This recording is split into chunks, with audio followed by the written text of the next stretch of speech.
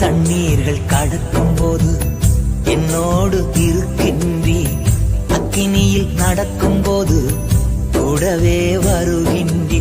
மூழ்கி போவதில்லை, எரிந்து போவதில்லை, மூழ்கி போவதில்லை, நான் எரிந்து போவதில்லை.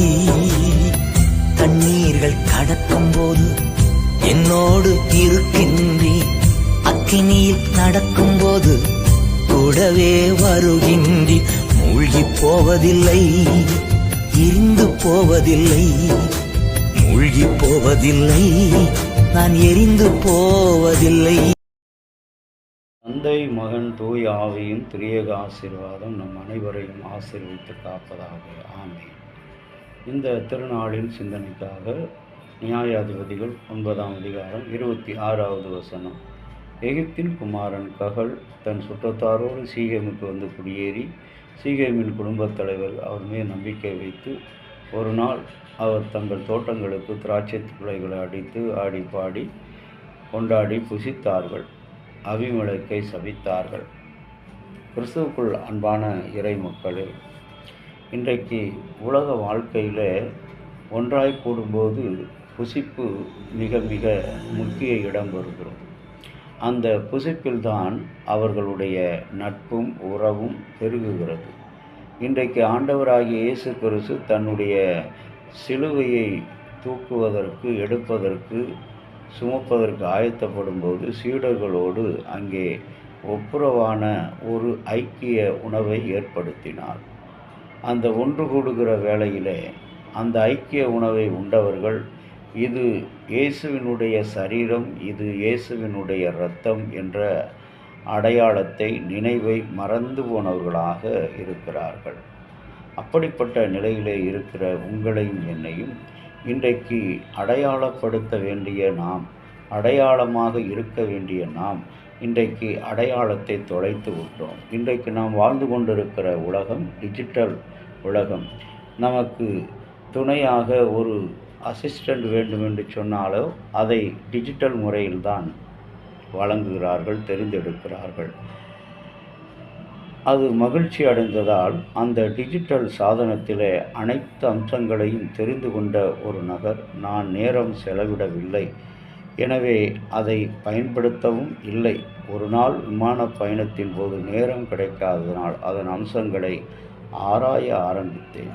அது எந்த அளவுக்கு நான் அதை புரிந்து கொண்டேன், அந்த அளவுக்கு நான் அதன் பயனை பாராட்டினேன். நமக்கு கொடுக்கப்பட்ட ஆவிக்குரிய வரங்களும் அவ்வாறே. நாம் எவ்வளவுக்கு அதிகமாய் கொடுக்கப்பட்ட ஆவிக்குரிய வரங்களிலே பயன்படுத்தப்படுகிறோமோ அவ்வளவு அதிகமாக அவற்றை ஒட்டுகிறோம். மேலும் அதிகமான மக்கள் அதன் மூலம் ஆசீர்வதிக்கப்படுகிறார்கள். எனவே நமக்கு கொடுக்கப்பட்டிருக்கும் வரங்களை நாம் முடிந்த அளவு வரை பயன்படுத்துவோம். பரிசுத்த ஆவியானவர் நமக்கு வழங்கப்பட்டது அதற்காகத்தான். ஆகவே அன்பின் இறை மக்களே, இந்த நாளிலே அந்த புசிப்பும் குடிப்பில் பிறரை நாம் வருத்தப்படுத்தவோ, துன்பப்படுத்தவோ, வேதனைப்படுத்தவோ அந்த புசிப்பும் குடிப்பும் ஆகாது. அப்படிப்பட்ட புசிப்பும் குடிப்பையும் கடவுள் வெறுக்கிறார். நீ நன்றாய் உண்டு வாழ்ந்து செழித்திருந்தாய் என்று சொன்னால் உனக்கு பெரிய கிருபையை கொடுப்பேன் என்கிறார். இங்கே இவர்கள் குடிக்கும்போது ஆண்டவருடைய அடியானாகிய அபிமெலேக்கை சபிக்கிறார்கள் என்று சொல்லி பார்க்கிறோம். புற இன மக்கள் எப்பொழுதுமே புற இன மக்கள் தங்களுக்குள்ளாக ஒரு மகிழ்ச்சி, சந்தோஷம் வந்தவுடனே மக்களை என்ன செய்வார்கள், பிறரை மறந்து விடுவார்கள். ஒன்று இல்லை என்றால் அவர்களை ஏளனப்படுத்தி பேசுவார்கள். இன்றைக்கு உலக சிரிப்பு மன்னன் உலகத்தையே தன்னுடைய சிரிப்பால் சந்தோஷப்படுத்தி தன்னுடைய வாழ்க்கையில் தினமும் அழுது கொண்டிருக்கிற ஒரு மனிதன், உலக நகைச்சுவை மன்னன் சார்லி சாப்ளினுடைய நினைவு நாள். இந்த நாளில் கூட நம்முடைய வாழ்க்கைக்கு இது மிக மிக உதவுகின்ற காரியம். பிறர் வாழ்வுக்கு நம்மை கொடுப்போம்.